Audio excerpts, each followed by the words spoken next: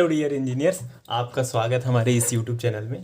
तो जैसा कि आपने थंबनेल में देखा होगा, सो आज के वीडियो में हम लोग डिस्कस करने वाले हैं पीपीएस सब्जेक्ट को, जो कि आपके AK2 सेमेस्टर फर्स्ट में पढ़ाया जाता है।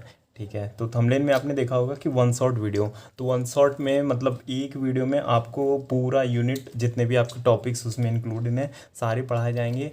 और उसमें जो प्रीवियस ईयर में क्वेश्चन आए हैं उसको भी मैं इस वीडियो में डिस्कस करूँगा। सो आपको बस इतना काम करना है, जितनी चीज़ें पढ़ाऊँगा जो इंपॉर्टेंट रहेगा उसको नोट करना है, वीडियो को टिल एंड तक देखना है और उसके बाद चैनल को सब्सक्राइब करना है। ठीक है, उसके बाद हम चलिए स्टार्ट करते हैं अपने टॉपिक को।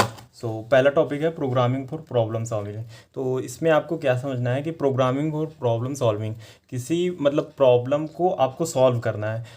किसके हेल्प से? प्रोग्रामिंग से।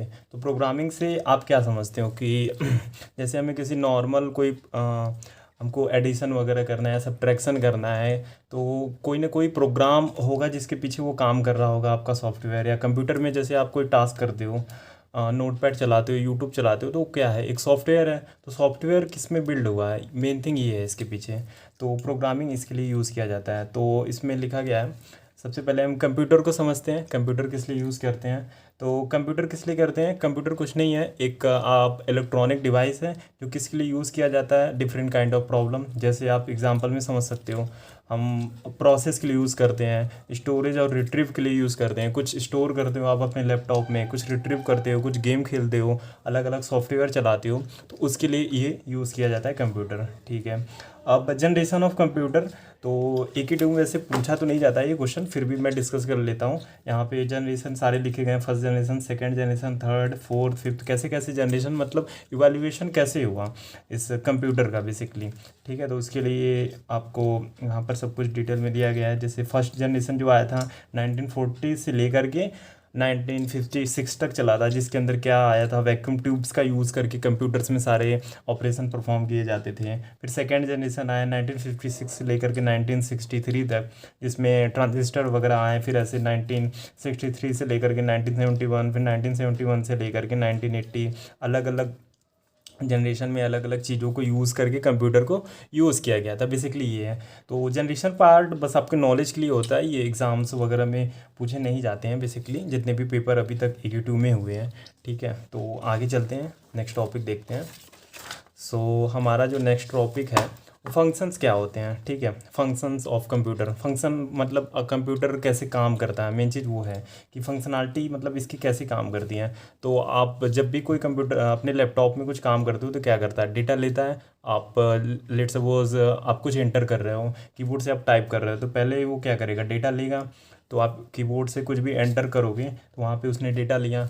ठीक है, उसके बाद वो क्या करेगा? उसका एग्जीक्यूशन करेगा। जो भी आपने ABC अल्फ़ाबेट कुछ भी दबाया है किसी भी चीज़ पे, तो उस पर क्या करेगा? एग्जीक्यूशन करेगा। फिर उसके बाद जो ऑपरेशन आप परफॉर्म करना चाहो, जैसे लेट्स सपोज सिंपल ऑपरेशन लेते हैं, कुछ आप नोटपैड खोले हो, नोटपैड में कुछ एंटर करना चाहते हो, कुछ टेक्स्ट एंटर करना चाहते हो, तो पहले उसने डेटा लिया, फिर उसको एग्जीक्यूशन किया, मतलब मेमोरी यूनिट में गया। फिर मेमोरी यूनिट के बाद उसमें प्रोसेस में गया कि डेटा आप क्या डेटा के साथ क्या प्रोसेस करना चाहते हो, क्या परफॉर्मेंस करना चाहते हो, उस यूनिट में गया, फिर आपको आउटपुट दिखता है। तो ये होती है फंक्शनैलिटी।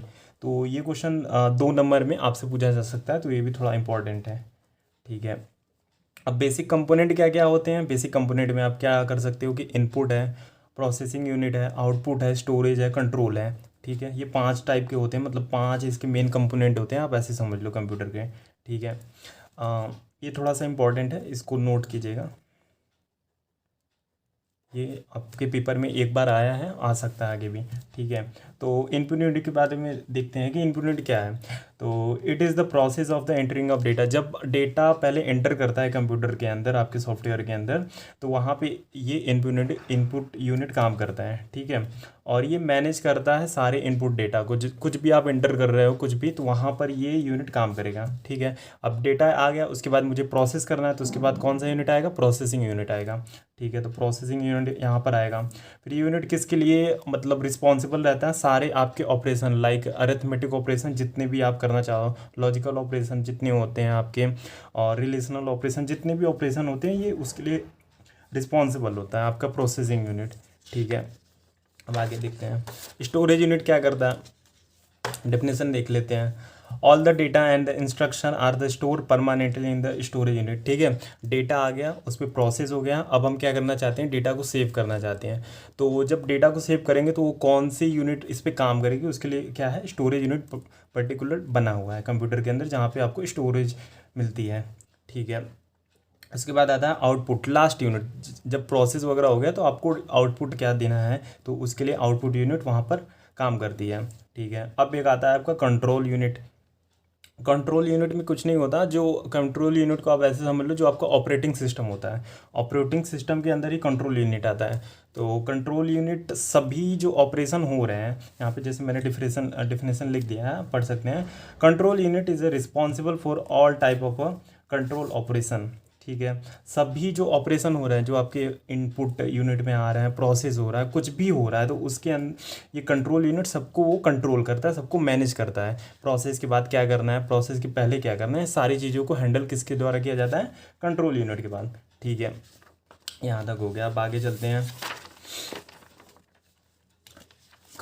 अब देखिए, बेसिकली आपके कंप्यूटर के दो पार्ट्स होते हैं, जो आपके सिलेबस में पढ़ाया जाता है। दो पार्ट्स होते हैं बेसिकली। कौन कौन से, एक होता है हार्डवेयर और एक होता है सॉफ्टवेयर। ठीक है, हार्डवेयर में आप किसको इंक्लूड कर सकते हो, जैसे आपका कीबोर्ड हो गया, माउस हो गया, आपका मॉनिटर हो गया, तो ये सब कितने हार्डवेयर यूनिट है।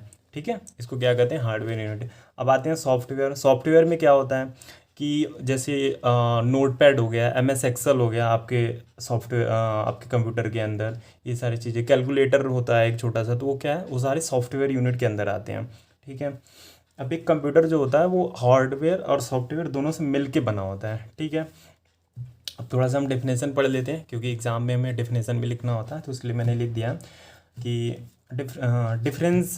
देखिए, इस टॉपिक में जो कंप्यूटर के कंपोनेंट्स में, तो यहाँ पे डिफरेंस आ सकता है 10 मार्क्स में, और पिछले लास्ट ईयर के पेपर्स में ये क्वेश्चन आया हुआ है, तो ये भी इम्पॉर्टेंट है, इसे भी टिक कर लीजिएगा। और जितने पॉइंट्स लिखे हैं आपको, उतने पॉइंट्स बस यहाँ से लर्न करके जाने हैं और पेपर में एग्जैक्ट लिख के आने हैं। ठीक है, तो हार्डवेयर में देख लेते हैं। Visible element of a computer, जैसे कि मैंने बताया कि हार्डवेयर में कौन कौन से आएंगे, आपके मॉनिटर, कीबोर्ड, माउस वगैरह। ठीक है, सॉफ्टवेयर में क्या होता है, ये collection of instruction that tells computer how to work. जैसे सॉफ्टवेयर आपका नोटपैड हो गया। ठीक है, तो नोटपैड जिस प्रोग्रामिंग लैंग्वेज में बना है, एक के बाद एक क्या काम करना है, तो वो सारी चीज़ें बोल रहा है कि कलेक्शन ऑफ इंस्ट्रक्शन होता है आपका सॉफ्टवेयर। ठीक है, जैसे मैंने कुछ बता दिया है कि it consist some elements, input, output, internal components. जैसे कि मैंने बताया पहले कि जैसे कीबोर्ड हो गया, कीबोर्ड से आप एंटर करते हो तो डेटा अंदर जाता है, तो इसके लिए ये सब यूज़ होता है। ठीक है, अब सॉफ्टवेयर में भी आएंगे तो दो सॉफ्टवेयर आपको मिल जाएंगे, एक होता है एप्लीकेशन सॉफ्टवेयर, और दूसरा होता है सिस्टम सॉफ्टवेयर। तो एप्लीकेशन सॉफ्टवेयर जो आप बाहर से डाउनलोड करते हो, जैसे आप प्ले स्टोर पे जाते हो, कोई ऐप डाउनलोड करते हो, तो उसे क्या कहते हैं, उसे कहते हैं एप्लीकेशन सॉफ्टवेयर। और जो कंप्यूटर के अंदर आपको इनबिल्ट मिलते हैं, जैसे नोटपैड, MS एक्सेल, कैलकुलेटर, ये सारे क्या होते हैं, सिस्टम सॉफ्टवेयर होते हैं। ठीक है, और एक और डिफरेंस देख लेते हैं इसके बीच में। और इसको किस डेवलप कैसे करेंगे, हार्डवेयर को ये डेवलप करना है तो इलेक्ट्रॉनिक डिवाइसेस जो होते हैं उसके द्वारा इसे डेवलप किया जाता है। और किसी सॉफ्टवेयर को अगर डेवलप करना है तो वो किसके द्वारा हम करेंगे, वो करेंगे प्रोग्रामिंग लैंग्वेज के द्वारा। ठीक है, यहाँ भी हो गया है, सारे पॉइंट हो गए हैं।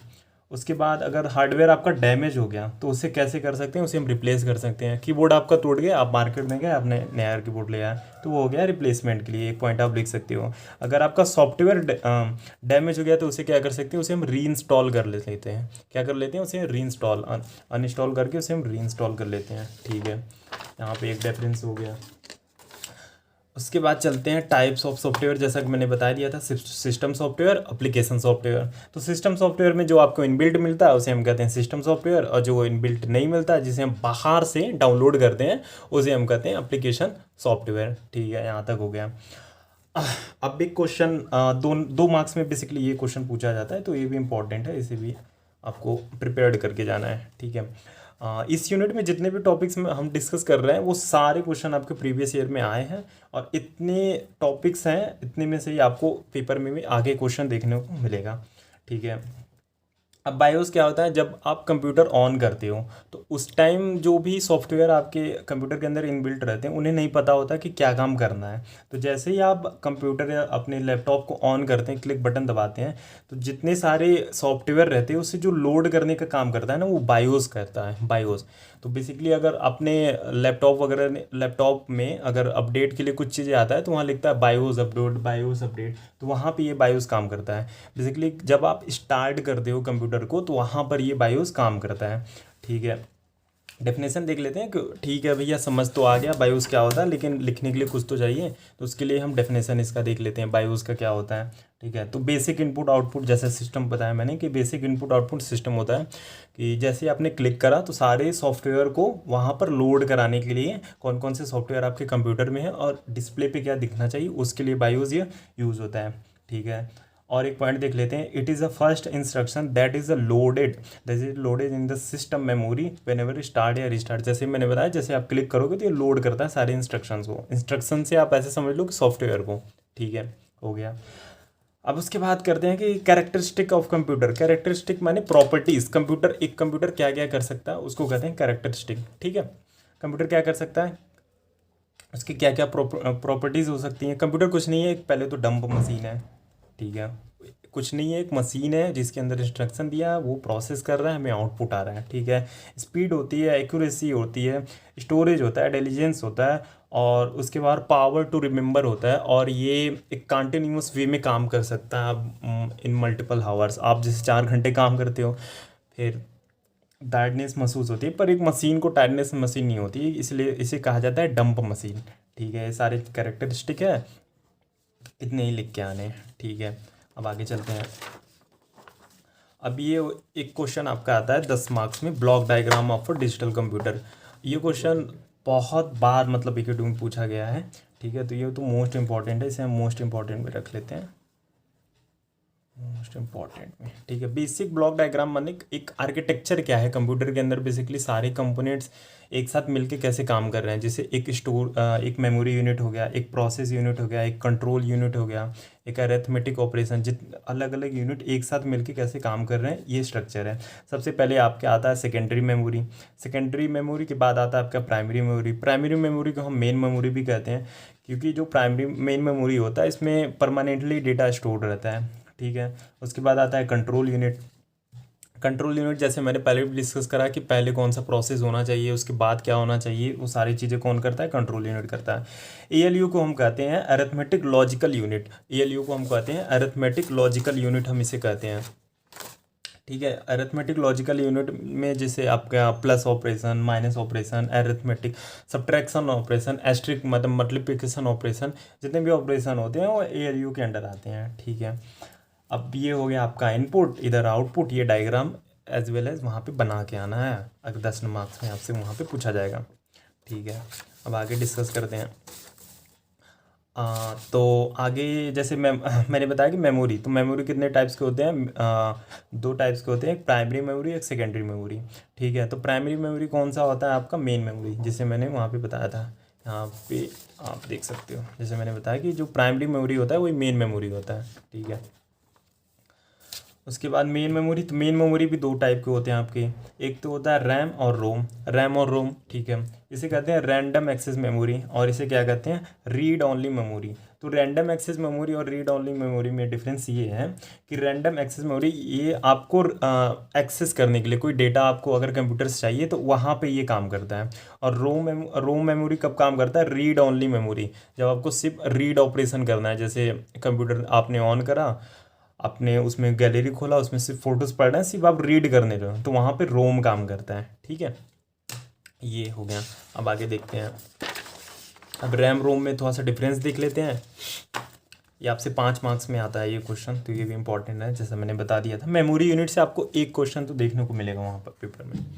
ठीक है, अब रैम हो गया, रोम हो गया। ठीक है, जैसा मैंने बताया, it is a form of chips. जैसे जो रैम होते हैं ये फॉर्म ऑफ चिप्स होते हैं, आपके कंप्यूटर में इनबिल्ट होते हैं। और जो रोम होते हैं ना, वो ड्राइवर्स होते हैं, ड्राइवर्स बड़े बड़े होते हैं। ड्राइवर्स ऑफ किसके बने होते हैं, वो मैग्नेटिक टेप्स के बने होते हैं। ठीक है, उसके बाद रैम क्या कहता है, it consist it is a costlier than ROM. ठीक है, दरअसल रैम से आप डेटा रिट्रीव भी कर रहे हो, रीड भी कर रहे हो, सारे ऑपरेशन कर रहे हो, तो ये थोड़ा सा कॉस्टली पड़ जाता है रोम के रिस्पेक्ट में। तो ये थोड़ा कॉस्टली है, तो ये थोड़ा लेस कॉस्टली है, ये चीज़ हो गया। और उसके बाद जो रैम होता है, इसकी जो अगर साइज़ की बात करें तो ये साइज़ में ग्रेटर होता है, किससे? रोम से। रैम की जो साइज़ होती है, कैपेसिटी होती है, वो रोम से ज़्यादा होती है। ठीक है, और रैम में एक पॉइंट आपको और लिखना है कि रैम एक वॉलेटाइल मेमोरी है यहाँ पर, और ये रोम जो होता है एक वॉलेटाइल मेमोरी नहीं होता है। ठीक है, और जो रैम होता है वो टेम्प्रोरी डेटा को स्टोर करता है, लेकिन जो रोम होता है वो परमानेंट डेटा को स्टोर करता है। ठीक है, बस इतना पॉइंट आपको इसमें लिख के आना। अब आगे चलते हैं। अब जो रैम होता है वो फर्दर डिवाइड हो जाता है टू पार्ट्स में। ठीक है, एक आपका आता है SRAM और एक होता है DRAM। और जैसे एग्ज़ाम में अगर क्वेश्चन आए तो आपको सिर्फ वहाँ तक लिख के आना है। मेमोरी यूनिट क्या होता है, बेसिक ब्लॉक डायग्राम क्या होता है, आपको मेमोरी में जाना है, प्राइमरी मेमोरी, सेकेंडरी मेमोरी, और उसके बाद प्राइमरी मेमोरी, मेन मेमोरी में जो रैम रोम का है, बस वहाँ तक लिखना है। ये आपके इन्फॉर्मेशन के लिए मैंने यहाँ पर लिख दिया है कि रैम भी कितने प्रकार के, आगे कैसे डिवाइड होता है। ये आप अभी तो आप फर्स्ट ईयर में हो, लेकिन सेकेंड ईयर में जब आओगे तो इसके बारे में और एलिबोरेट करके पढ़ोगे। आपके पेपर में ये चीज़ नहीं आएगा, तो पेपर में इतना इन डेप्थ नहीं ये पूछा जाएगा। बस आपको primary memory, secondary memory difference क्या होता है, रैम रोम में डिफरेंस क्या होता है, वहाँ तक पूछा जाएगा। फिर भी मैंने पढ़ा दिया आपके नॉलेज के लिए। ठीक है, अब रैम भी दो पार्ट में है, SRAM और DRAM। इसे कहते हैं स्टैटिक रैंडम एक्सेस मेमोरी, इसे कहते हैं DRAM में जो होता है डायनेमिकली रीड ओनली मेमोरी। ठीक है, अब उसके बाद रोम होता है, रोम भी डिवाइड होता है, इसे कहते हैं रोम तीन पार्ट में फर्दर डिवाइड हो जाता है। एक आपका होता है प्रॉम, एक होता है EEPROM, एक होता है EEPROM।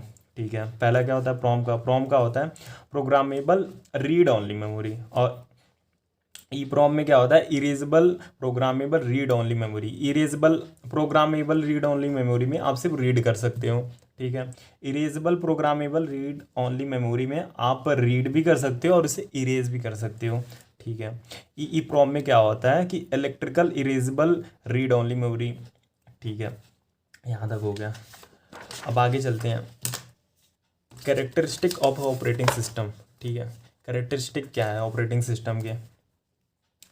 बेसिकली ऑपरेटिंग सिस्टम क्या होता है, पहले तो ये हमें समझना होगा, तब कैरेक्टरिस्टिक होगा। तो ऑपरेटिंग सिस्टम क्या होता है कि जितने भी प्रोसेस होते हैं कंप्यूटर के अंदर वो हैंडल बाई ऑपरेटिंग सिस्टम करता है। जो भी आप ऑपरेशन परफॉर्म करोगे कंप्यूटर के अंदर, वो सारे ऑपरेशन ऑपरेटिंग सिस्टम उसे हैंडल करता है। ऑपरेटिंग सिस्टम उसके लिए यूज़ किया जाता है। जैसे आपका ऑपरेटिंग सिस्टम OS का आता है, आपका विंडोज़ का ऑपरेटिंग सिस्टम है, MSI का ऑपरेटिंग सिस्टम है। तो नई नई कंपनियां मार्केट में आ गई हैं, तो उसे ही वो हैंडल करने के लिए यूज़ करते हैं ऑपरेटिंग सिस्टम।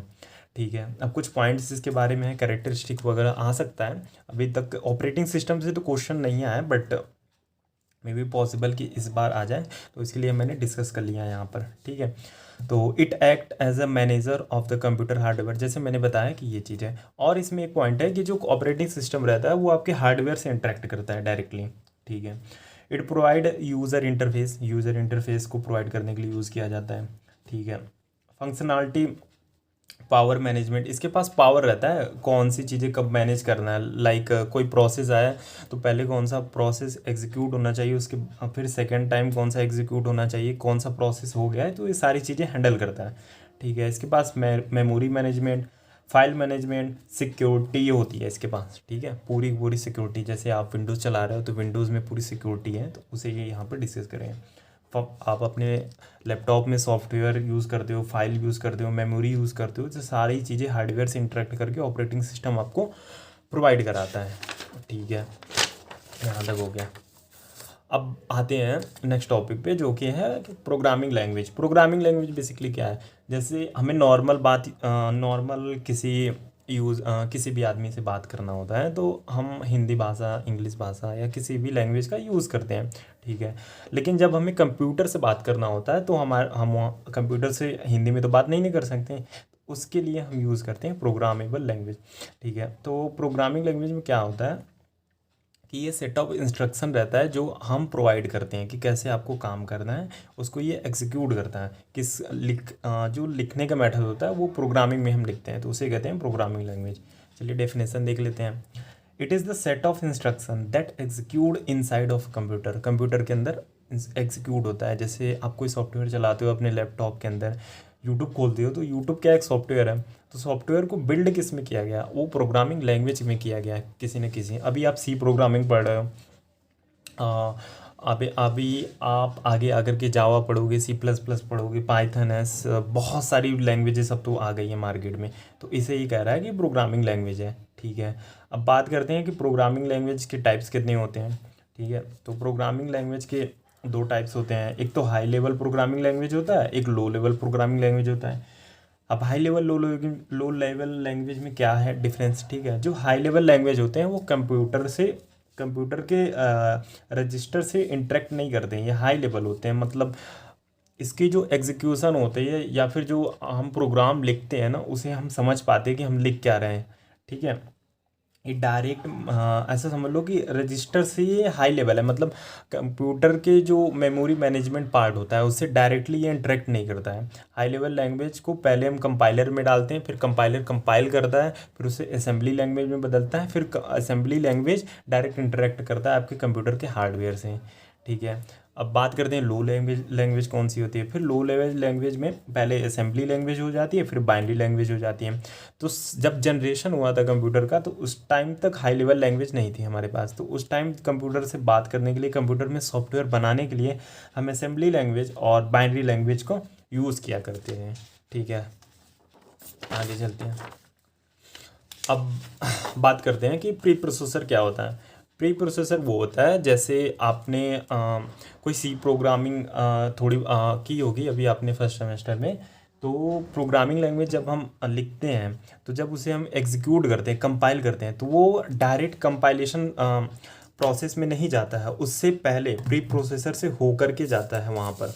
जैसे मैं आपको समझाना चाहूँ तो मैं एक डायग्राम बता रहा हूँ कि जैसे आपने एक मैं छोटा सा डायग्राम बना रहा हूँ, इसे आप ध्यान से देखिएगा।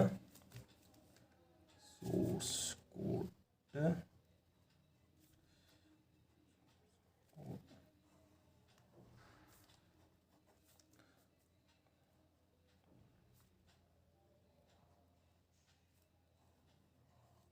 सोर्स कोड, कंपाइलर, फिर इसके बाद आता है आपका ऑब्जेक्ट कोड। ठीक है, ऑब्जेक्ट कोड, उसके बाद आएगा आपका लिंकर। ठीक है, फिर लिंकर के बाद आएगा लोडर, फिर लोडर के बाद तब आएगा आपका मेमोरी। ठीक है, तो जब कभी आपने सी प्रोग्रामिंग में कोई कोड किया है, जब उसको आप एग्जीक्यूट करते हो तो डायरेक्ट वो मेमोरी तक नहीं पहुंच जाता है, जैसे यहाँ पे लास्ट स्टेप है। ठीक है, तो मेमोरी के पहले वो बहुत सारे यूनिट से होकर के गुजरता है। तो जो उसमें फर्स्ट फेज़ होता है आपका, जो फर्स्ट फेज़ होता है सोर्स कोड होता है। ठीक है, तो जो सोर्स कोड होता है, तो सोर्स कोड को पहले कंपाइलर फेज़ में जाना पड़ता है। ठीक है, तो जब कंपाइलर फेज़ में जाएगा, तो कंपाइलर फेज़ में ही प्री प्रोसेसर काम करता है यहाँ पर। तो प्री प्रोसेसर क्या करता है, जो आपने फाइल में, जैसे मैंने यहाँ लिख के रखा है, जैसे हैज़ इंक्लूड stdio, तो ये जो हैज़ आपने लिखा है ना, इसे कहते हैं प्री प्रोसेसर। ये हैज़ का क्या मीनिंग होता है यहाँ पर, कि इस फाइल को ऐड करना है। हैज़ इंक्लूड stdio में आपने पढ़ा होगा, स्टैंडर्ड इनपुट आउटपुट इसे कहते हैं। जो आप प्रिंट एफ करते हो, और उसके बाद यूज़र से लेने के लिए स्कैन एफ लिखते हो, तो ये जो चीज़ें इंक्लूड हो रही हैं, ये stdio की वजह से यूज हो रही है आपके प्रोग्रामिंग लैंग्वेज में। तो ये जो हैज़ लिखा है ना, तो प्री प्रोसेसर यहाँ पे काम करता है। ये कंपाइलर को बताता है कि इस फाइल को इंक्लूड करना है। ठीक है, तो मैं थोड़ा सा डेफिनेशन देख लेते हैं। It is the part of the compiler that is a produce a input for a compiler of a file includes a microprocessor। बहुत सारी चीज़ें होती हैं, जैसे मैंने बताया कि ये कोई भी आपने हैज़ इंक्लूड करके चीज़ें लिखी हैं, इसे डिफ़ाइन के लिए यूज़ किया जाता है। ये प्री कंपाइलिंग लिंकिंग होता है, एक पॉइंट आप वहाँ पे ये भी लिख सकते हो।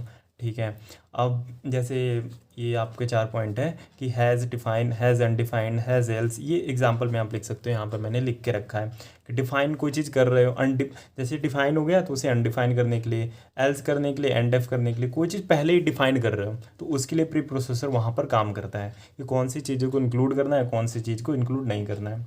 ठीक है, अब बात करते हैं कंपाइलर। कंपाइलर क्या होता है, आप कोई भी सी प्रोग्रामिंग कर रहे हैं तो सी प्रोग्राम को जब आपने सोर्स कोड तो लिखा, वो हाई लेवल लैंग्वेज लिखा, लेकिन कंप्यूटर तो हाई लेवल लैंग्वेज नहीं समझता है। कंप्यूटर क्या करता है, हमारे लो लेवल लैंग्वेज को समझता है। जैसे असेंबली लैंग्वेज आपका हो गया, कंप्यूटर उस लैंग्वेज को समझता है। अब असेंबली लैंग्वेज में भी होता है कि कंप्यूटर किसको समझता है, 0 1 बाइनरी फॉर्म, बिट के फॉर्म में समझता है। कंप्यूटर किसको समझता है, 0 और 1 के फॉर्म में समझता है। तो कंप्यूटर जो आपने हाई लेवल लैंग्वेज जैसे मैंने डिस्कस करा, तो हाई लेवल लैंग्वेज सिर्फ हमको पता है, कंप्यूटर वो नहीं जानता। तो हाई लेवल लैंग्वेज को वो लो लेवल लैंग्वेज में कन्वर्ट करने का काम कौन करता है, कंपाइलर हमारा करता है। ठीक है, यहाँ तक हो गया। अब आगे देखते हैं। अब आता है कि स्यूडो कोड। स्यूडो कोड क्या होता है, चलिए पहले डेफिनेशन पढ़ लेते हैं। स्यूडो कोड क्या क्या होता है। कि pseudo code is a simple way to writing a programming language. Pseudo code ऐसे समझ लो आप लोग कि स्यूडो कोड क्या होता है, जब आप प्रोग्रामिंग लैंग्वेज कोई लिखने जाए, लेट सपोज आप कोई प्रोग्राम बना रहे हो, फैक्टोरियल ऑफ ए नंबर, तो आप डायरेक्ट प्रोग्राम बनाना नहीं स्टार्ट करते हो, आप उससे पहले उसका स्यूडो कोड सोचते हो कि अच्छा फैक्टोरियल निकालना है तो कब डिवीजन यूज़ करना है, कब मल्टीप्लिकेशन यूज़ करना है, कब वहाँ पर उसका रिमाइंडर लेना है। तो वो जो आप लिखते हो 4 5 लाइनें सोचते हो, उसको लिखने को वही कहते हैं स्यूडो कोड। ठीक है, आप डेफिनेशन समझते हैं कि pseudo code is a simple way of writing programming code in A English. जो आप इंग्लिश में 4 स्टेप लिख रहे हैं, जैसे कोई ऑपरेशन 2 नंबर को ऐड करना है, तो पहले आप आप स्यूडो कोड क्या लिखोगे कि टेक ए, फिर लिखोगे टेक बी, पहले आप ए और बी की वैल्यू ले लोगे। ठीक है, फिर उसके बाद एक वेरिएबल डिफाइन करोगे सी, जिसके अंदर ए और बी को ऐड करोगे, फिर उसके बाद लिखोगे प्रिंट एफ सी। तो ये चीज़ें होती है आपकी स्यूडो कोड, जो आप इंग्लिश में लिखते हो उसे कहते हैं स्यूडो कोड। ठीक है, pseudo code is a not a programming language. आप इंग्लिश में लिख रहे हो तो उसे प्रोग्रामिंग लैंग्वेज नहीं कहते हैं। आप हाथ से बस 4 लाइनें लिखते हैं किसी प्रोग्राम को कैसे सॉल्व किया जाता है, उसे ही कहते हैं स्यूडो कोड। ठीक है, अब आते हैं सी प्रोग्रामिंग के बारे में। जैसे अब प्रोग्रामिंग लैंग्वेज तो हम समझ गए कि 2 टाइप्स के होते हैं, एक होता है आपका लो लेवल प्रोग्रामिंग लैंग्वेज, एक होता है हाई लेवल प्रोग्रामिंग लैंग्वेज। जो हाई लेवल प्रोग्रामिंग लैंग्वेज होता है वो कंप्यूटर इंटरेक्ट नहीं करता है, कंप्यूटर कुछ नहीं जानता आपने क्या लिखा है। उसके लिए हाई लेवल लैंग्वेज को फिर कन्वर्ट करते हैं मशीन कोड लैंग्वेज में 0 1 के फॉर्म में। किसके हेल्प से करते हैं, हम कंपाइलर के हेल्प से करते हैं। ठीक है, अब जो सी प्रोग्रामिंग लैंग्वेज कौन सी थी, जो सी प्रोग्रामिंग लैंग्वेज थी, ये पहली प्रोग्रामिंग पॉपुलर लैंग्वेज थी। इसके पहले भी बहुत सारे प्रोग्रामिंग लैंग्वेज बने थे, उसके बाद ये सी प्रोग्रामिंग लैंग्वेज आई थी। अब ये बनाया किसको गया था, अब कब बनाया गया था, तो ये 1972 में बनाया गया था। और किसने बनाया था, डेनिस रीचे ने बनाया था। ठीक है, वो उन्होंने कहाँ बनाया था, लेबोरेटरी में आया था। ये थोड़ी सी हिस्ट्री है, आपने पढ़ने ना, बाकी मैं नोट्स में प्रोवाइड कर दूंगा, वहाँ से आप पढ़ लीजिएगा। ठीक है, यहाँ अब आगे चलते हैं। उसके बाद एक टॉपिक आपका आता है कैरेक्टरिस्टिक ऑफ एल्गोरिदम। कैरेक्टरिस्टिक क्या होता है, अब कैरेक्टरिस्टिक से पहले हमें समझना होगा कि एक एल्गोरिदम क्या होता है। ठीक है, एल्गोरिदम कुछ नहीं होता है, it is a step by step process to solve any problem. ठीक है, इसे कहते हैं एल्गोरिदम। एल्गोरिदम कुछ नहीं होता, जैसे आपको 2 नंबर को ऐड करना है या फिर कुछ भी करना है। लेट्स सपोज हम सिंपल सा एग्जांपल रखते हैं यहाँ पर कि आपको 2 नंबर को ऐड करना है। ठीक है, तो उसके लिए आप डायरेक्ट तो कोड करने बैठोगे नहीं, तो पहले आप सोचते हो कि ठीक है, पहला लाइन आप लिखते हो कि पहले मैं एक वेरिएबल लूँगा ए, जिसके अंदर वैल्यू लूँगा कुछ ना कुछ। फिर दूसरे लाइन में हम सोचते हो कि अच्छा बी लेंगे, जिसमें ए और बी की वैल्यू ले लेंगे, कुछ ना कुछ आप वैल्यू लोगे। फिर उसके बाद तीसरे लाइन में आप क्या करोगे कि दोनों को ऐड कर दोगे। ठीक है, तो ऐड करने के बाद फिर प्रिंट कराओगे। तो ये जो प्रोसेस होता है ये लिखने का, इसे ही कहते हैं एल्गोरिदम। ठीक है, एल्गोरिदम इसे ही कहते हैं। बस स्टेप बाय स्टेप प्रोसेस होता है किसी भी प्रॉब्लम को सॉल्व करने के लिए। ठीक है, अब बात करते हैं कि एल्गोरिदम की कैरेक्टरिस्टिक मतलब प्रॉपर्टीज़ क्या क्या वो कंसिस्ट करता है, उसे कहते हैं। कोई भी एल्गोरिदम आप लिखोगे तो वेरिएबल लेना हो गया, तो इसे कहते हैं इनपुट। आपने ए और बी यहाँ पर लिया। ठीक है, आप जैसे ही ए और बी ऑपरेशन परफॉर्म कर दिए तो आपको प्रिंट कराना है, उसे कहते हैं आउटपुट। ठीक है, अब फिटनेस क्या होता है, फिटनेस में से होता है कि एररलेस, उसमें कुछ एरर ना रहा है, तो उसे कहते हैं फिटनेस। इफेक्टिवनेस होना चाहिए, डिफाइंड, अच्छे से आप उस चीज़ को करे हो, उसे कहते हैं डिफाइंडनेस। ठीक है, यहाँ तक हो गया। आगे चलते हैं। अब बात आती है कि असेंबलर।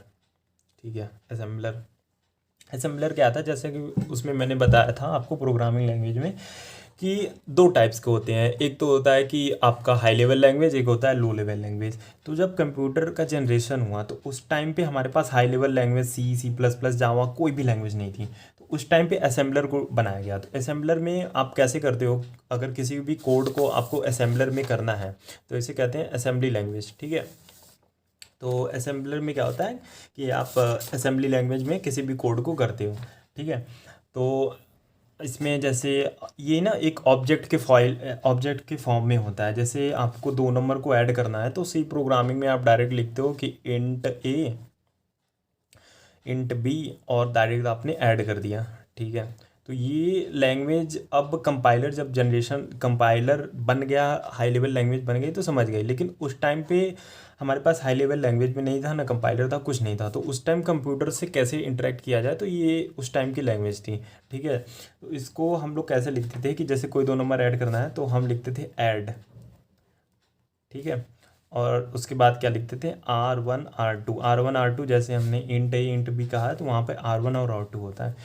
और ये डायरेक्टली कंप्यूटर के रजिस्टर से इंटरेक्ट करता है, ठीक है, ये चीज़ होता है। अब थोड़ा सा डेफिनेशन पढ़ लेते हैं असेंबलर के बारे में। हमने समझ लिया क्या होता है, अब डेफिनेशन पढ़ते हैं।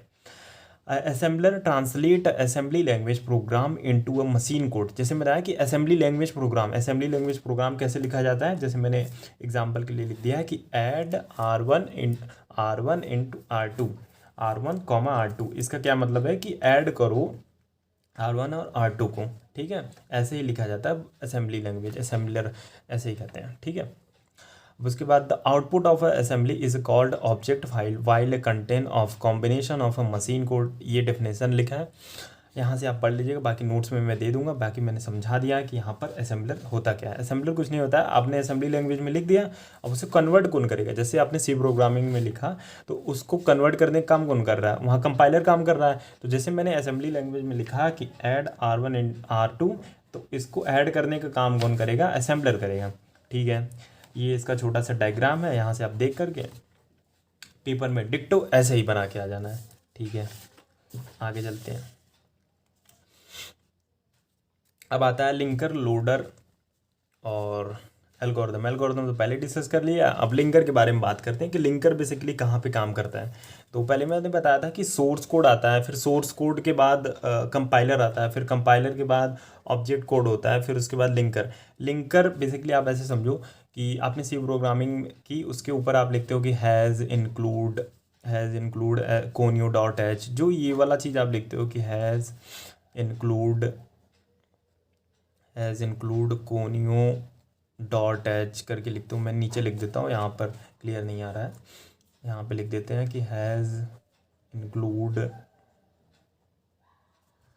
Conio dot H. जो आपने ये चीज़ लिखा है ना, तो ये लिंकर क्या काम करता है कि लिंक करता है आपकी फाइल्स को मेमोरी यूनिट से पहले, कि ये चीज़ें भी इंक्लूड करनी है उसके अंदर, तो वहाँ पर ये लिंकर काम आता है। अब बात करते हैं कि लोडर, जब लिंक हो जाती है सारी चीज़ों को, जो लोड करने का काम करता है मेमोरी यूनिट में, वहाँ पर आपका काम आता है लोडर, ठीक है। एल्गोरिदम पहले ही बता दिया कि स्टेप बाय स्टेप एल्गोरिदम होता है किसी भी प्रॉब्लम को। 2-4 पॉइंट हम देख लेते हैं, characteristic of C programming language. ये 2 मार्क्स में बेसिकली ये क्वेश्चन आता है, तो इसको भी डिस्कस कर लेते हैं। क्या है, it has a rich set of data types. इसके पास बहुत सारे डेटा टाइप्स हैं जो अभी हम आगे डिस्कस करेंगे। It has a rich set of operators. इसके पास बहुत सारे ऑपरेटर्स हैं, अरिथमेटिक है, रिलेशनल है, जो अभी आगे डिस्कस करेंगे। इट बहुत सारा ये सिंपल है, ठीक है। इट इज़ बहुत सारा सिंपल है, it is simple, it is fast, it is efficient, ठीक है। एक कैरेक्टरिस्टिक है, 4-5 पॉइंट है, 2 मार्क्स में आ जाएगा, तो बस ऐसे लिख के आना है कैरेक्टरिस्टिक क्या है, ठीक है। अब एक टॉपिक आता है कि एरर क्या होता है, एरर बेसिकली, ठीक है। अब एरर क्या होता है कि कोई भी प्रोग्रामिंग लैंग्वेज आपने सी में लिखा कोई कोड, वहाँ पे कुछ आपने लेट सपोज कि इंट लिखा और उसके बाद ए लिखा, आपको यहाँ पे सेमीकॉलन लगाना था, सेमीकॉलन आपने भूल गया, तो इसे क्या करते हैं, एरर करते हैं। अब एरर डिटेक्ट कौन करता है, ये आपका कंपाइलर डिटेक्ट करता है कि एरर। इसके बहुत सारे फेजेस होते हैं, अगर आप ध्यान से देखो कंपाइलर अभी तो नहीं, अब बाद में आगे चल के पढ़ोगे, उस टाइम आपको पढ़ाया जाएगा, ठीक है। तो आपने यहाँ पे सेमीकॉलन लगाना भूल गए, तो इसे क्या कहते हैं, एरर कहते हैं। फिर एरर 2 टाइप्स के होते हैं, एक सिंटेक्स एरर होता है, एक लॉजिकल एरर। जैसे आपने कोई सिंटेक्स में एरर करा, जैसे इन फ्लोट लिखा आपने ए, और फ्लोट लिखने के बाद आपने एक कैरेक्टर बनाया, कैरेक्टर बी बनाया, तो ए की जो वैल्यू थी, लेट सपोज ए की वैल्यू है 10, ठीक है। तो कैरेक्टर है बी, तो बी में जब ए आप असाइन करोगे तो ए तो इंटीजर टाइप का हो गया आपका, फ्लोट टाइप का हो गया, और ये है कैरेक्टर टाइप का, तो ये असाइन नहीं करेगा, यहाँ पर ए की वैल्यू बी में नहीं आएगी, यहाँ पर आ जाएगा आपका सिंटेक्स एरर, ठीक है। अब आते हैं लॉजिकल एरर। कुछ आपने लॉजिक में मिस्टेक करा है, लेट सपोज इस आप एग्जांपल ले लेते हैं कि लॉजिकल एरर में बेसिकली कौन से एरर आएंगे, आपने कोई फ्लोट टाइप का बनाया है,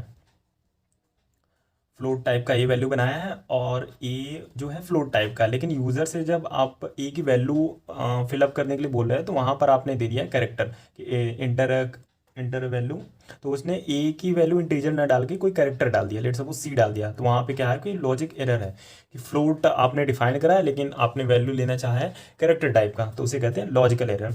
इसने कुछ 2.2-4 पॉइंट मैंने लिख दिया, यहाँ से आप पढ़ के लिख सकते हो, बाकी समझा मैंने दिया है क्या इसमें होता है। ठीक है, अब आगे देखते हैं, रुकना है चल भी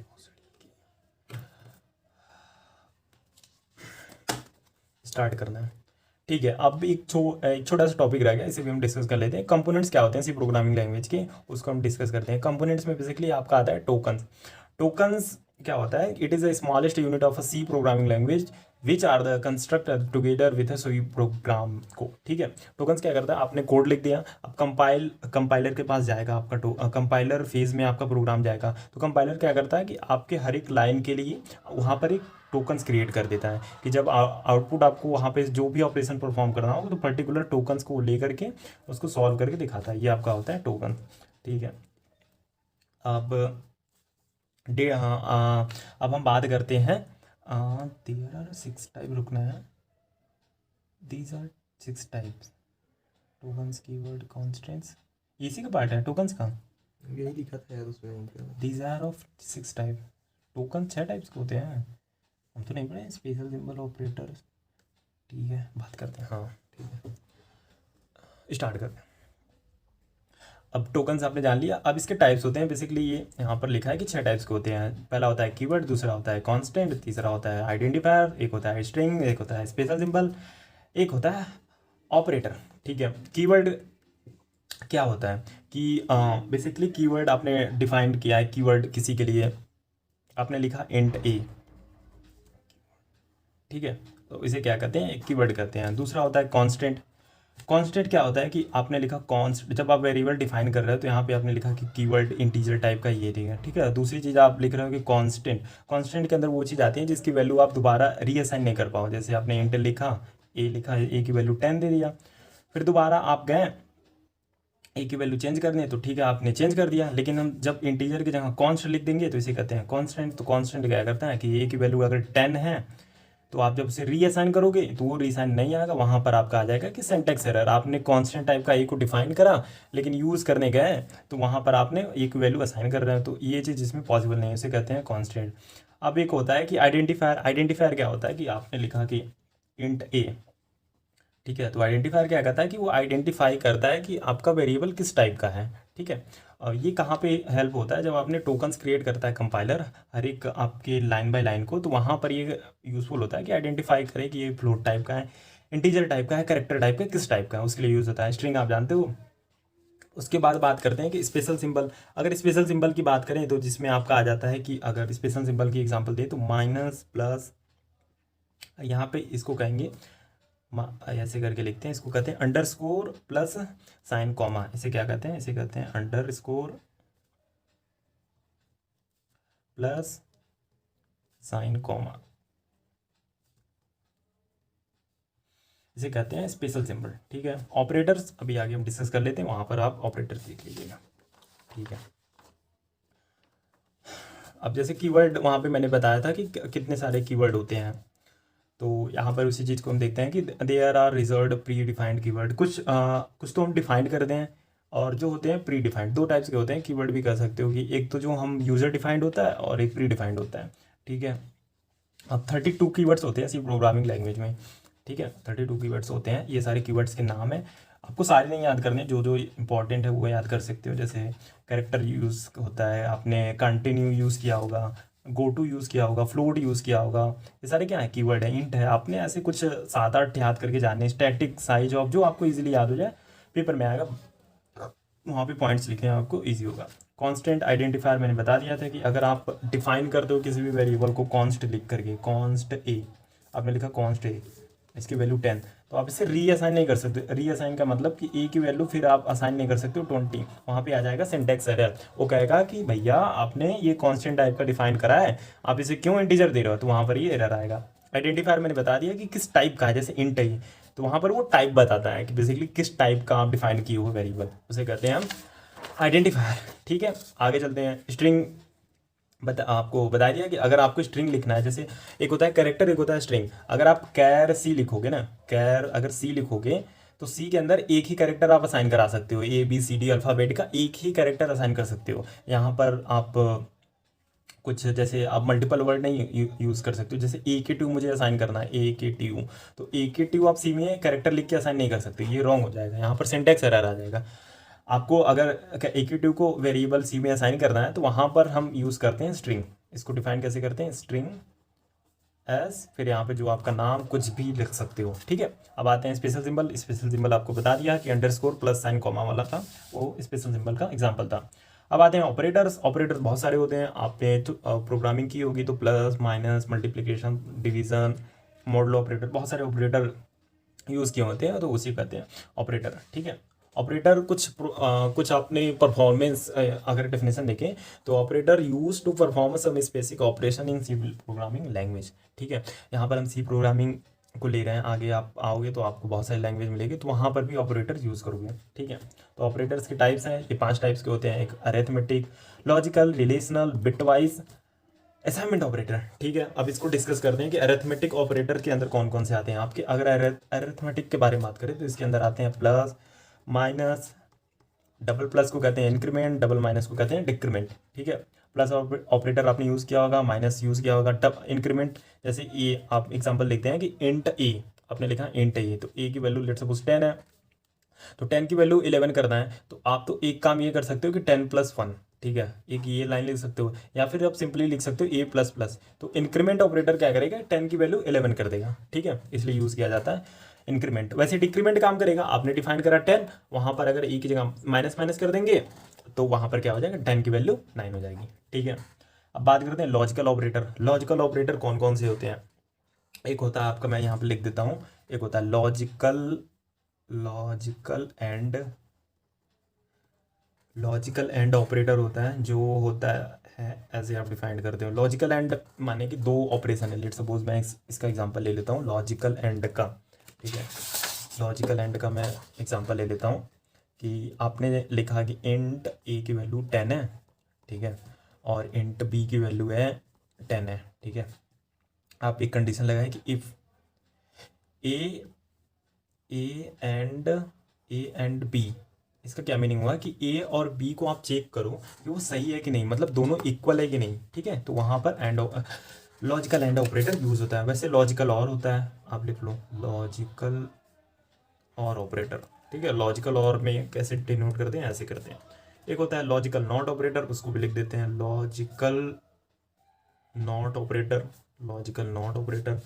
एक होता है logical XOR operator, logical XOR operator. ठीक है, लॉजिकल एक्सॉर ऑपरेटर जिसे हम कहते हैं। ठीक है, ये होता है लॉजिकल एक्सॉर।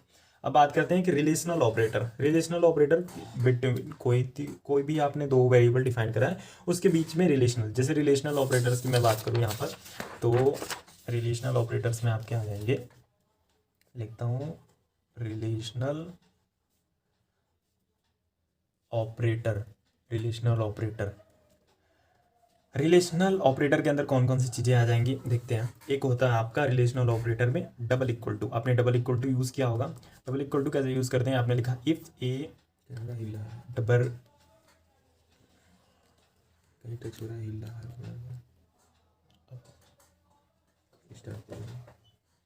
स्टार्ट करना है। ठीक है, अब बात करते हैं रिलेशनल ऑपरेटर। रिलेशनल ऑपरेटर में क्या होता है कि आपने डबल इक्वल टू से इसको डिफाइन किया जाता है। ठीक है, तो रिलेशनल ऑपरेटर में क्या कैसे आप यूज़ कर सकते हो, आपने लिखा if A equal to B, so तब कोई ऑपरेशन यहाँ पे परफॉर्म करे, तो ए की वैल्यू अगर बी के इक्वल है तो वहाँ पे कोई ऑपरेशन परफॉर्म करना है तो वहाँ पे यूज़ किया जाता है रिलेशनल ऑपरेटर। ठीक है, अब एक होता है कि नॉट इक्वल टू, इसे कहते हैं इक्वल टू ऑपरेटर। अब एक रिलेशनल ऑपरेटर में एक और ऑपरेटर होता है not equal to. Not equal to कैसे साइन करते हैं, नॉट इक्वल टू। ठीक है, नॉट इक्वल टू में क्या होगा, if A not equal to B, अगर ए बी के इक्वल नहीं है तब यहाँ पे कुछ ऑपरेशन परफॉर्म करो, उसे कहते हैं नॉट इक्वल टू। अब एक होता है ग्रेटर देन को ऐसे, एक होता है लेस देन को ऐसे डिफाइन करते हैं। बाकी सारी चीज़ें मैं नोट्स में डाल दिया हूँ, वहाँ से आपको वीडियो के डिस्क्रिप्शन में एक लिंक मिल जाएगा, वहाँ पर व्हाट्सअप ग्रुप होगा, वहाँ पर आप ऐड हो जाना, वहाँ पर सारे नोट्स इसके पढ़ गए हैं, वहाँ से आप डाउनलोड कर लेना इजीली, ठीक है। अब बात करते हैं कि बिटवाइज ऑपरेटर, ठीक है। तो बिटवाइज ऑपरेटर की अगर बात करें तो बिटवाइज ऑपरेटर में कौन कौन से आएंगे, एक होता है बिटवाइज एंड, बिटवाइज और बिटवाइज एक्सॉर। मैं लिख देता हूँ कौन कौन से ऑपरेटर आते हैं बिटवाइज के अंदर, ठीक है। तो बिटवाइज ऑपरेटर लिखते हैं, बिटवाइज ऑपरेटर। बिटवाइज ऑपरेटर में हम देखते हैं, बिटवाइज ऑपरेटर में होता है कि bitwise and operator, bitwise and operator. Bitwise and operator को कैसे डिफाइन करते हैं, सिंपली बिटवाइज एंड ऑपरेटर। दूसरा होता है बिटवाइज बिटवाइज और ऑपरेटर। बिटवाइज और ऑपरेटर को कैसे डिफाइन करते हैं, सिंपल। एक होता है bitwise XOR operator, bitwise XOR operator, ठीक है। बिटवाइज एक्सॉर ऑपरेटर हो गया। अब एक होता है शिफ्ट लेफ्ट, वो सारी चीज़ें मैं नोट्स में और दो चार में डाल देंगे, इंपॉर्टेंट यही थे, हो गया। एक होता है असाइनमेंट ऑपरेटर, छोटा सा असाइनमेंट ऑपरेटर, जैसे ए की वैल्यू बी में आप असाइन करते हो तो ये चीज़ होता है असाइनमेंट ऑपरेटर, ठीक है। आगे चलते हैं। अब structure of C programming, structure क्या होता है सी प्रोग्रामिंग, सबसे पहले आप क्या लिखते हो, has, include, stdio, HE, conio, जो भी चीज़ें आपको लिंक करते हैं, जैसे कहते हैं ऊपर आप पहले इसको इंक्लूड करते हो, stdio, जो आपके जितने भी इनपुट आउटपुट ऑपरेशन होते हैं उसके लिए ये यूज़ किया जाता है, ठीक है। stdio हो गया। फिर उसके बाद अगर आपको कुछ डिफाइन वगैरह करना है तो डिफाइन के लिए आप पाई पहले लिख दोगे, इसे कहते हैं डिफाइन। कुछ भी आप ABCD नाम दे दो, उसका पहले कर दो, तो ऐसे डिफाइन वगैरह करते हो। फिर उसके बाद आप क्या करते हो कि इंट मेन या वाइड मेन। अब दो चीज़ें आती हैं आपके सामने, इंट मेन, वाइड मेन। अगर आप इंट मेन लिखोगे तो वहाँ पर आपको कुछ ना कुछ रिटर्न करना होगा। अगर आप वाइड मेन से स्टार्ट करोगे अपना प्रोग्राम लिखना तो वहाँ पर आपको रिटर्न करने की ज़रूरत नहीं होती, ऐसे कहते हैं वाइड मेन। और एक होता है इंट मेन, और इंट मेन होता है वो बॉडी का मेन फंक्शन होता है, ठीक है। यहाँ पे हो गया। अब यहाँ पे कुछ मैंने प्रोग्राम लिख दिए हैं, जैसे कि मैंने लिखा फ्लोट, सर्कल। यहाँ से देखते हैं। अब जैसे आपने डिफाइन करा कि फ्लोट ए, तो इसे क्या कहते हैं, लोकल डिक्लेरेशन। इसे क्या कहते हैं, लोकल डिक्लेरेशन, मैंने ब्लॉक स्कोप। आपने जब कर्ली ब्रेसेस ऑन किया, कर्ली ब्रेसेस ऑफ किया, इसके बीच में जो लिखोगे इसके अंदर सारे आते हैं लोकल डिक्लेरेशन, इसे कहते हैं लोकल डिक्लेरेशन, ठीक है। अब यहाँ प्रिंट अप वगैरह छोटे मोटे प्रोग्राम है आपको समझने के लिए, ठीक है। अब आगे चलते हैं, इसमें कुछ ठीक खास नहीं है। अब बात करते हैं डेटा टाइप्स के बारे में। डेटा टाइप्स कितने प्रकार के हैं या क्या यूज़ है, डेटा टाइप्स कैसे, क्या इसका यूज़ करते हैं प्रोग्रामिंग लैंग्वेज में। तो data types define the type of data. जैसे मैं बताया कि अगर आपको ए लिखना है तो ए किस टाइप का है, कुछ भी वेरिएबल डिफाइन करना है तो उसके पहले आपको टाइप लिखना है, नहीं तो वहाँ पर सिंटैक्स एरर दे देगा, ठीक है। तो आपको AR डिफाइन किए, जैसे आप फ्लोट यूज़ करते हो तो फ्लोट लिखते हो तो इसे कहते हैं डेटा टाइप, किस टाइप का है। In C language there are different data type, जैसे कैरेक्टर होता है, इंट होता है, फ्लोट होता है, डबल होता है, तो इसके यहाँ सारे डेटा टाइप्स हैं, ठीक है। डेटा टाइप्स आपके हो गए। अब चलते हैं स्टोरेज क्लास। ये क्वेश्चन 10 मार्क्स में मोस्टली ज़्यादातर आता है, तो इसको तो तैयार करके जाना है। स्टोरेज क्लास क्या होता है, ये डिफाइन करता है स्कोप या life time of a variable. कोई भी वेरिएबल आपने डिफाइन करा, वो कब तक मतलब जिंदा रहना चाहिए आपके प्रोग्राम में, बेसिकली उसके लिए स्टोरेज क्लास यूज़ होता है। आपने इंट लिखा, इंट का यूज़ कब तक हो रहा है, उसके बाद उसको वहाँ से एंड करना है, इरेज करना है, तो इसके लिए स्टोरेज क्लास यहाँ पर काम करती है। डेफिनेशन मैंने लिख दिया, यहाँ से आप पढ़ सकते हो, ठीक है। अब स्टोरेज क्लास के कुछ टाइप्स होते हैं, जैसे automatic storage, register storage, static, external. इसके बारे में देख लेते हैं, ठीक है। अब ऑटो क्या होता है, जैसे आपने इंट लिखा तो वो स्टोरेज क्लास में जा करके ऑटोमेटिकली हो जाता है। आपने इंट लिखा और इंट के आगे अगर आप इंट ए लिखते हो, कुछ भी चीज़ डिफाइन किए, तो वो ऑटो के अंदर आ जाता है। अगर आप ऑटो ए भी नहीं लिखोगे तब भी, इंट ए भी लिख दिए ना, तब भी वहाँ पे स्टोरेज क्लास में वो डिफाइन हो गया कि ए डिक्लेरेट हो गया है। अब इसके स्टोरेज एरिया की बात करें तो ये CPU मेमोरी में रहता है। स्कोप की क्या बात करें तो बॉडी माने ब्लॉक, वही वाली। लाइफ टाइम क्या होता है, विद इन द फंक्शन, जो भी फंक्शन आपने जैसे इंट में हुआ तो एक ब्लॉक हुआ तो उसके अंदर तक रहेगा। और इसकी वैल्यू क्या होती है, पहले गार्बेज वैल्यू, जैसे इंट ए लिखा तो वहाँ पे गार्बेज वैल्यू, अगर आपने कुछ वैल्यू नहीं दी तो गार्बेज वैल्यू रहता है। ये डिपेंड करता है यूजर टू यूजर, ठीक है। स्टैटिक की बात करें, जैसे स्टैटिक आपने उसके पहले लगा दिया, स्टैटिक मैंने बताया था कि आप उसे रीडिक्लेयर नहीं कर सकते हो, ठीक है। स्टोरेज एरिया की बात करें तो CPU मेमोरी तक रहता है, स्कोप रहता है, ये भी फंक्शन तक रहता है। लाइव की बात करें जब तक प्रोग्राम चलेगा तब तक स्टैटिक रहेगा, और इसकी अगर डिफ़ॉल्ट वैल्यू की बात करें तो 0 रहता है। एक्सटर्नल की बात करें तो CPU मेमोरी रहता है, इसको प्रोग्राम रहता है, और लाइफ टाइम का जब तक प्रोग्राम एंड ना हो जाए डिफ़ॉल्ट वैल्यू 0 रहती है। रजिस्टर की बात करें तो रजिस्टर की जो ये तीनों होते हैं ऑटो, स्टैटिक, एक्सटर्न, इसके बारे में एक है कि ये तीनों रैम के अंदर परफॉर्म होती है। ठीक है, आपके रैंडम एक्सेस मेमोरी में रहती है, रैम वाले मेमोरी में रहती है। और जो रजिस्टर रहता है, अगर आपने रजिस्टर नहीं लिखा तो वो डायरेक्ट रजिस्टर से इंटरेक्ट करेगा आपके कंप्यूटर के।